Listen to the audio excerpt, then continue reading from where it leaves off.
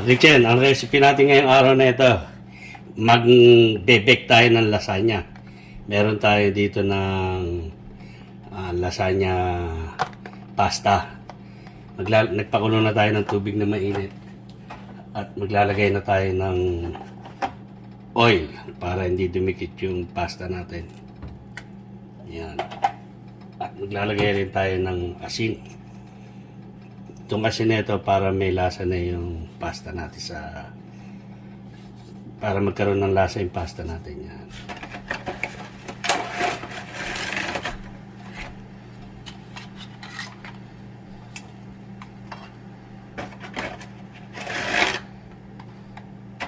Nalagay natin ang isa-isa para maiwasan natin na nagdikit-dikit siya.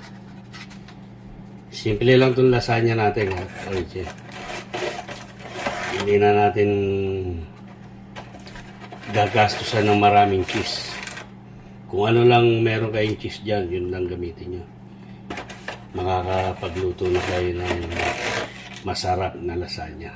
Nakikita, ito na yung pasta natin. Itong lasagna pasta natin. I-mix na natin siya.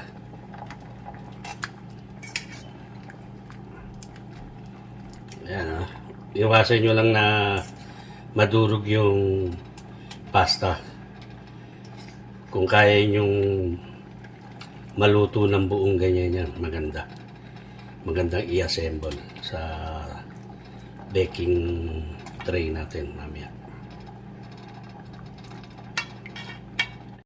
Okay, Chen. Ito na yung lasagna pasta natin, Hindi natin siya lalabugin. Tama lang yung ganitong ano niya. Para malaman nyo kung okay na. Gurutin nyo lang na ganyan. Ayan, bumabaw na yung kuko ko. Ayan. Okay na to. Dahil ibebek pa natin to. Huwag natin lalabugin yung pasta para magandang i-assemble. Hindi siya durog. Okay, i-dry na natin to. Naglagay tayo ng malamig na tubig para hindi siya malabog. Yan, Parang inano natin siya ng malamig na tubig. Yan.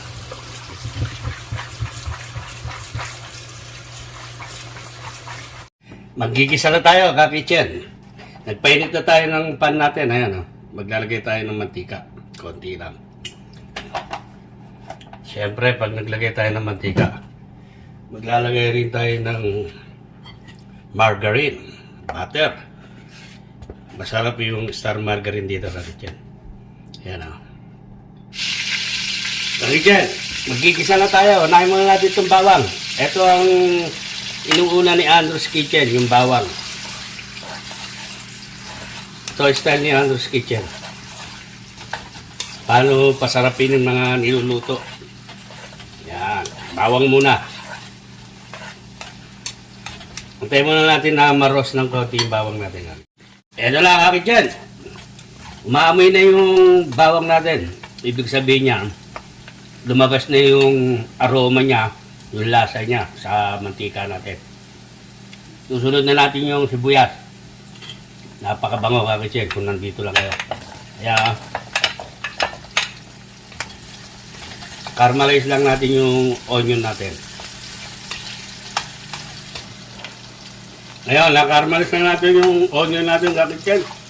Susunod na natin itong carrots.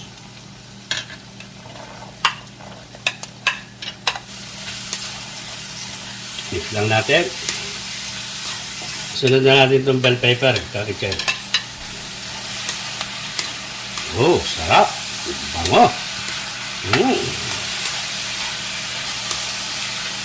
Siyempre, maglalagay na tayo ng marca piña, patis. Maglalagay tayo ng 1 tablespoon. Napakasarap na ito sa mga ulam, itong patis.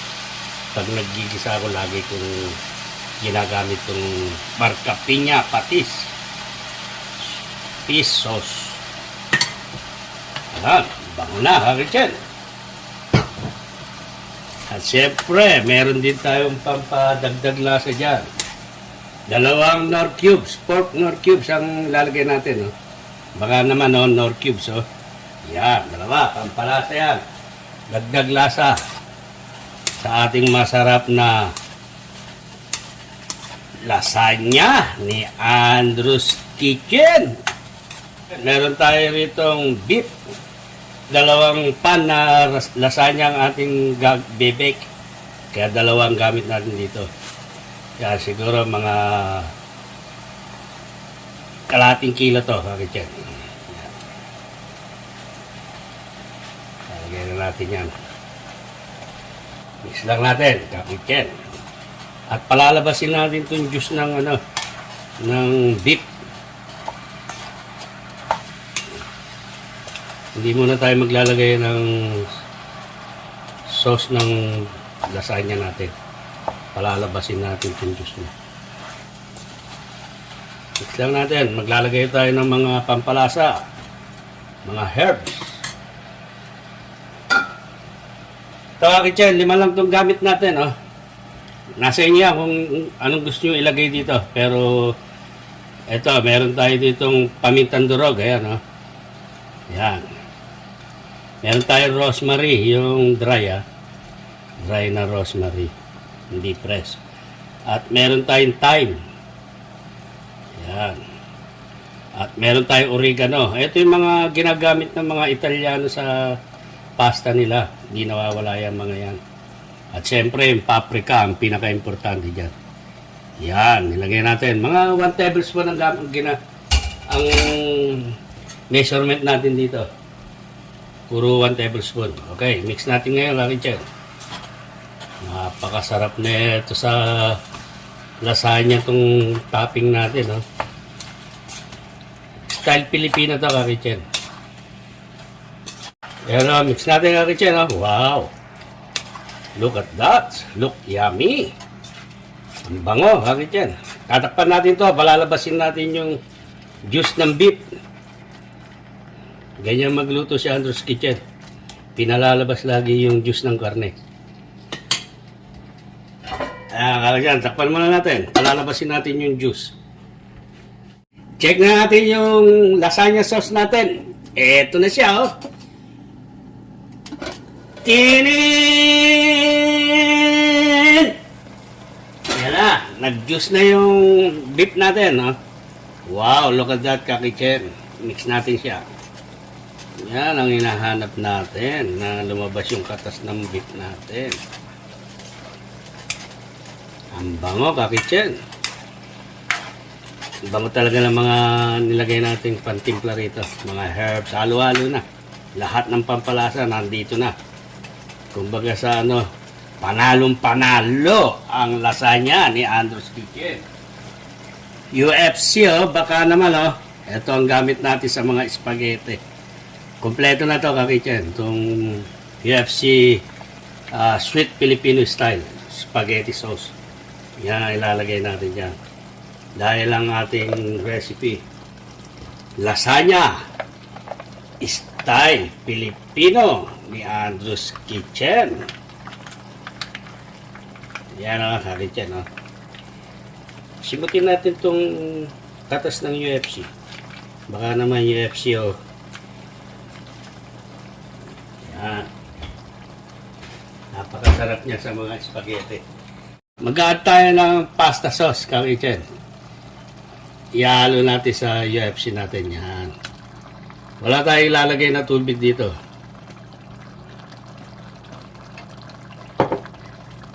Ito na yung sauce ng lasagna natin, kakitchen. Mimix na natin siya. Wow, napakasarap ng tingnan.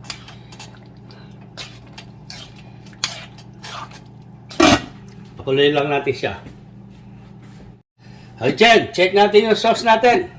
Ito na siya, Lagay tayo ng green peas, kakitchen. Ito yung green peas natin,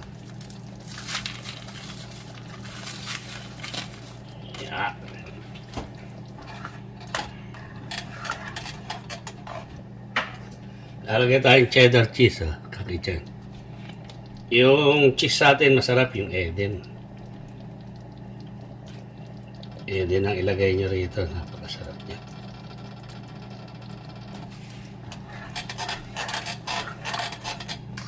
Napakasarap na itong sauce natin.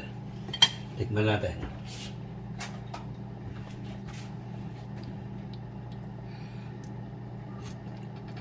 Wow! Perfect!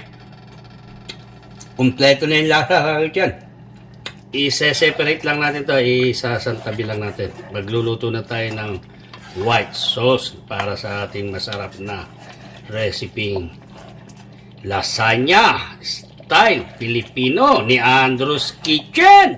Hanggang dyan, nagpainit tayo ng casserole dito para sa ating white sauce. Maglalagay tayo ng butter. Ayan. I-medium lang natin. Maglalagay tayo ng 1/4 na all-purpose flour.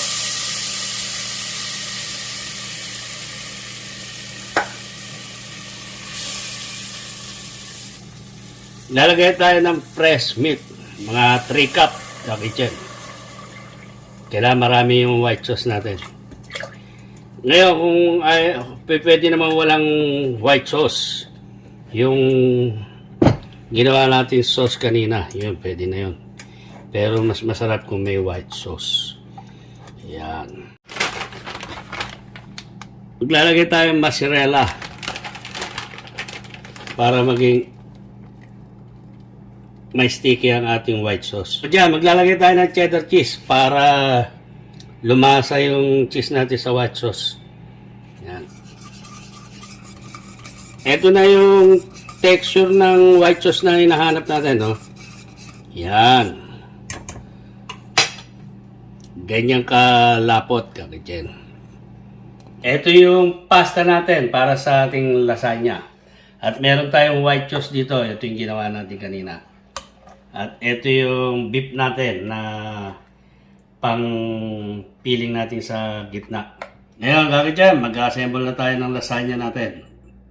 Lalagyan muna natin to ng beef sauce sa ilalim para lumasa yung pasta natin. Kalat lang natin siya. Yan. Lagyan pa natin ng konti. Yan. At lalatagan natin ng pasta.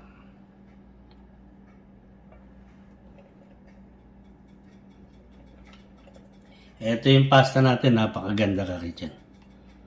Hindi siya durog. Gaya na sinabi ko sa inyo kanina sa pagluluto ng pasta. Kailangan may technique din para hindi durog ang pasta natin. Madali natin siya may assemble. Yan. Lalagyan ulit natin siya ng beef sauce.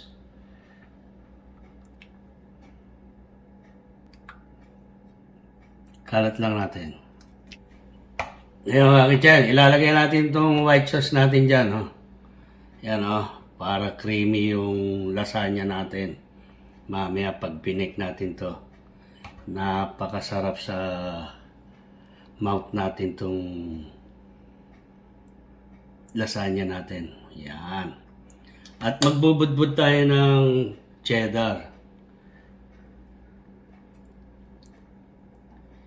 Yan. At saka itong mozzarella.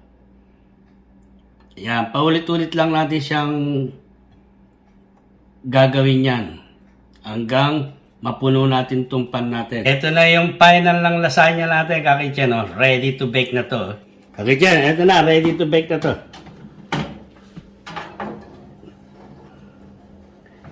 Lalagyan natin ito sa gitna. Yan. I-bake natin siya sa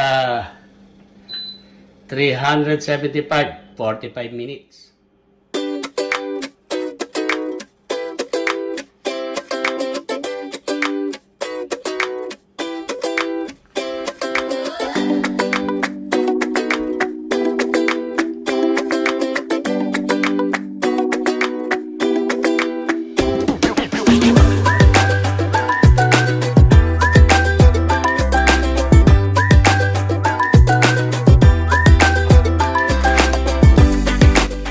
Meron natin itong lasagna natin, kakitchen.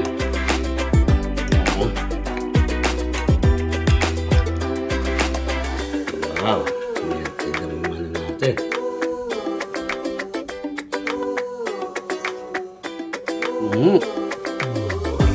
Panalong-panalo, kakit yan. Perfect. Please subscribe and like and share. Thank you so much, Kabichel.